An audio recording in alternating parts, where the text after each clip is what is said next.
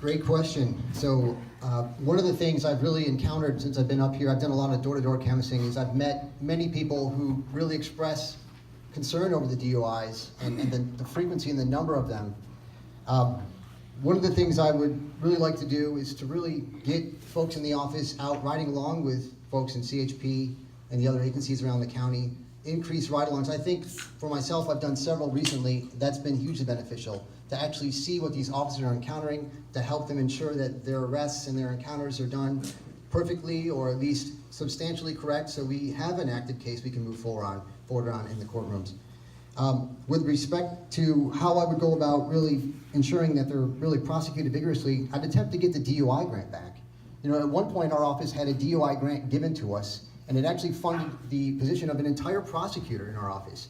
And we lost that grant under Mr. Lynn's leadership, largely due to a failure to maintain and oversee the grant. There were hundreds of DUI cases that were not being filed in a timely manner, and as a result of that, the grant, we've lost it, and an entire prosecutor's position, which was funded outside of Madera County, is now being footed by the people here in this room. I'd look to bring that grant back. I'd look to do everything I could to bring money here to actually increase the office's scope of prosecution without having you folks pay more. Thank you.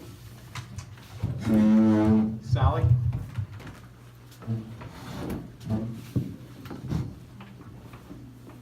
There's a way to prosecute DUI drivers for murder. It has to do with demonstrating that they knew the dangerousness of their act. And if they then drive drunk and kill somebody, they can be charged with murder. I know this because I tried 3 of those cases last year. Actually, let me rephrase. I tried 2, and after I convicted those drunk drivers who both had 4 and 5 priors and sent them to prison for 15 years to life, the 3rd one walked in and pled guilty and went to prison for 15 to life, saving a ton of money. As a prior Lawrence law enforcement officer, I've been out on the street. I've seen how we do these DUI arrests. I'm also familiar with the grant that we had in Madera when I was here. And I can tell you that the DUI prosecutor currently in the office, the person I know to be the biggest expert in the office currently is Ben Levy.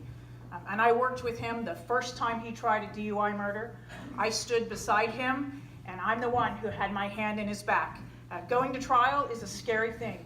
And these young lawyers in our office, they need a firm hand and a confident person to help them husband their resources, get up their gumption, and go to trial. I'm very proud to have done that for Ben on his first DUI murder trial, and I'll be proud to do that for the rest of the DUI murder and DUI cases that we have.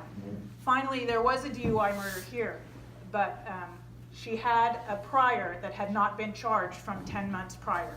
Had that case been tried and had she been convicted of that case, she would have been eligible for murder. That was Mr. Lynn's job.